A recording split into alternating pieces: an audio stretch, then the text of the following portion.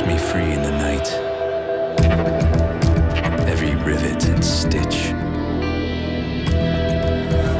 lets me find what I most desire. The cloth that hides me, the tools that arm me, all lead to that priceless moment.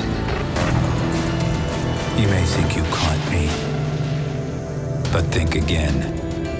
Because when I want something, I always get it. All right, I've spent a very, very enjoyable morning playing Thief, and part of the reason is due to this guy. Joe, how are you doing this morning? It's not me. It's me and a bunch of other people back in Montreal working on this game. But thank you. I'm really glad you had fun, though. That's the important part. I was going to say, you're the only one here I can talk to, so Right. I'm heaping all the praise. You can pass that on to the guys back. It's very cool. Okay, now the number of times I've seen you guys, and every time you keep emphasizing the fact that you've looked at the previous Thief games. This is very much embodying what Thief is all about. Yeah. However, what I want to ask is, what have you guys taken from Decius X and carried on into this game? Have you, for particular stealth moments and stuff like that, I mean, there's lessons learned there that have embellished in Thief? Well, don't forget that they're two different teams. So what we've probably learned is more on the experience of developing these games as opposed to the mechanics for both of these games.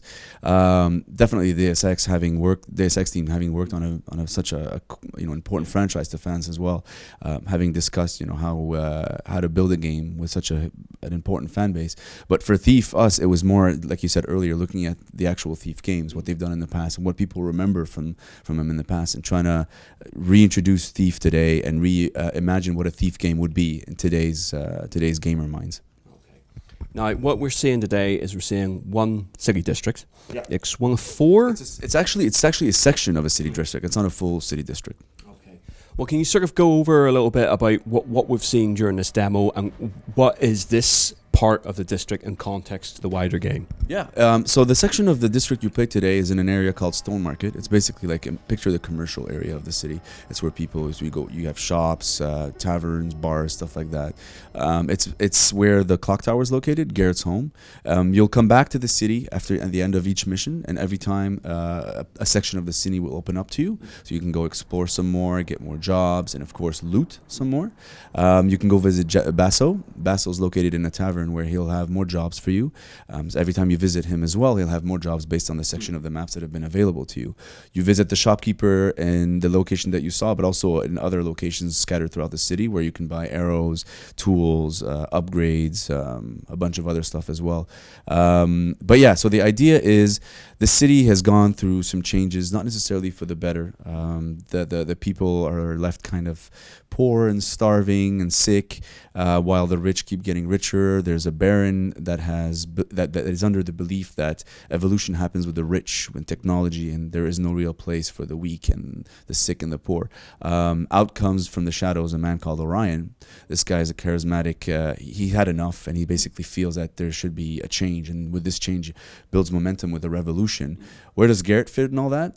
Garrett, basically, he goes through an experience in the beginning of the game where he loses someone that he really cares a lot about. So we've added more depth to the character. He also has relationships with characters like Basso, like Orion. He won't play it's not really in his personality to go in and say, da-da-da, let's go, But at the same time, he does, through his contacts with the other characters, acknowledge that there's a serious problem. And through Orion, using his special set of skills, try to see how he can balance out the momentum and kind of help with the revolution that Orion is leading. He's sort of stuck in the middle of this. He's stuck in the middle of this, but obviously his friends are kind of caught right in the middle of it. He doesn't really. He works alone, but he does kind of develop certain relationships with characters who themselves are directly tied with this. I mean, Orion himself is the spark in this revolution. Basso himself is kind of, going through, and he acknowledges that, Garrett, you've been gone for a while. There's been a lot of change. Things that are not necessarily good. This Baron is really not giving any options to the people. And then you look back to Orion, and Orion's like, okay, let's move forward. So he kind of, Garrett won't be the person to say, I'll lead the charge, but at the same time, he says, okay, I'll use my set skills to benefit me and the cause a little bit. Let's talk gameplay. Firstly, about a point you raised during the presentation. So no auto regen. You have to buy items to increase your health again. Reasons behind that?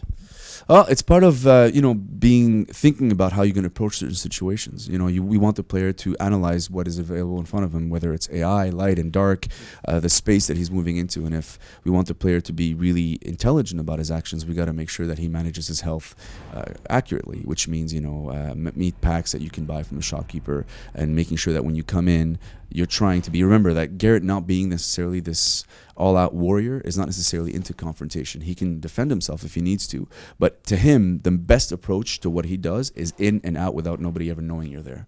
So for that to happen, we want the player to walk into a situation, analyze the risk, analyze what paths he has available to him, and then proceed.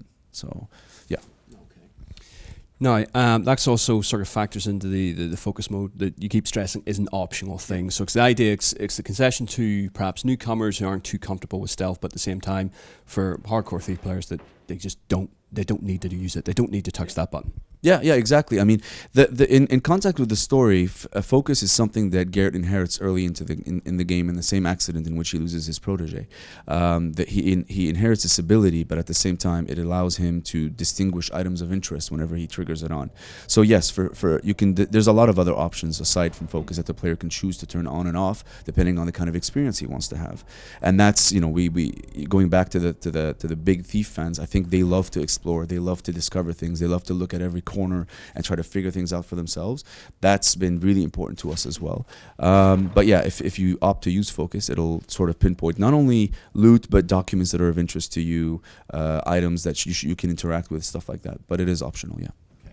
Now, we had about 4 quests to do, but off the back of those, we had additional side quests that sort of popped up as objectives. Now, it's a combination of finding, like you said, sort of rifling through documents and also eavesdropping as such.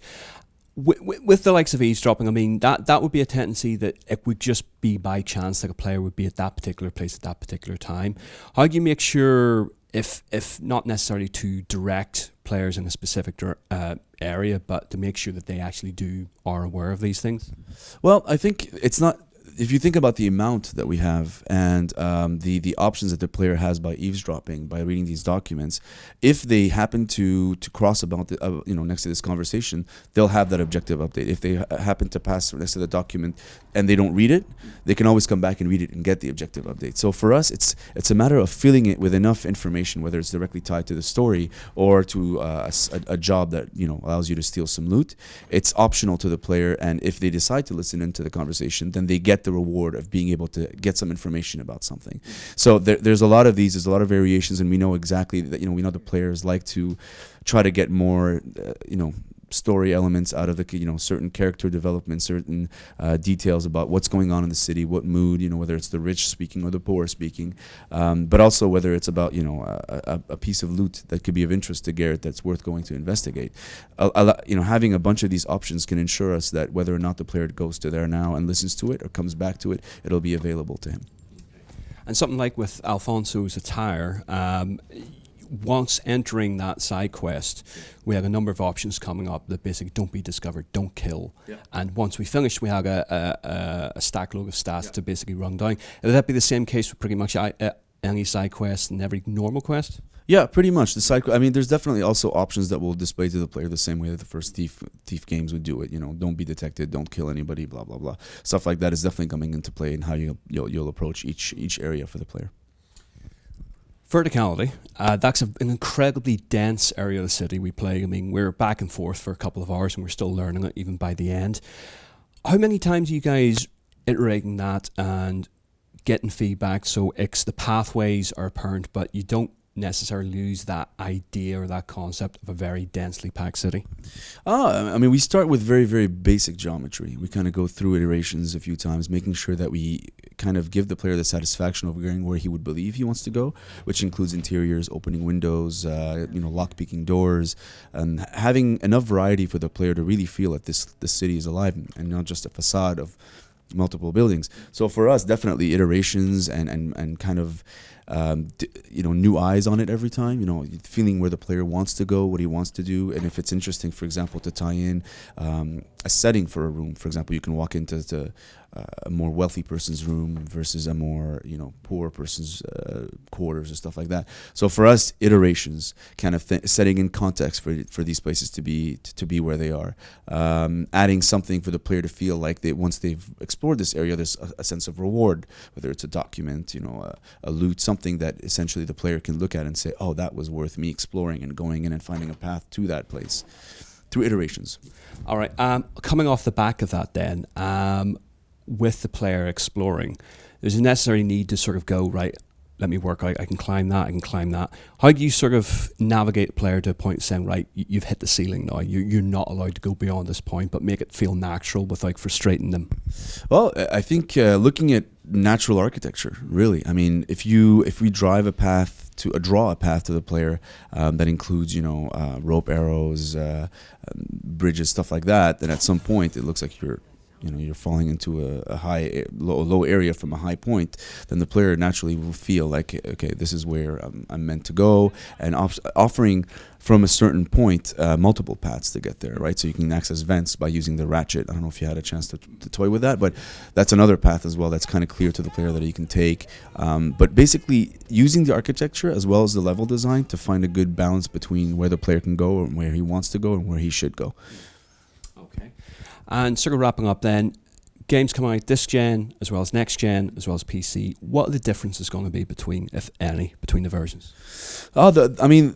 The most important piece of information that we like to share about this is the fact that we want the experience to be fantastic on all platforms. But of course, for next gen and for PC, we can up the resolution of the graphics.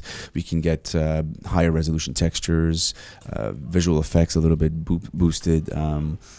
Loading times are improved for sure, streaming times are improved, but at its most basic sense, we want the experience to be the same experience to be gathered using any platform you decide to play it on. Listen, thanks very much for talking to us. My pleasure. Thanks for coming.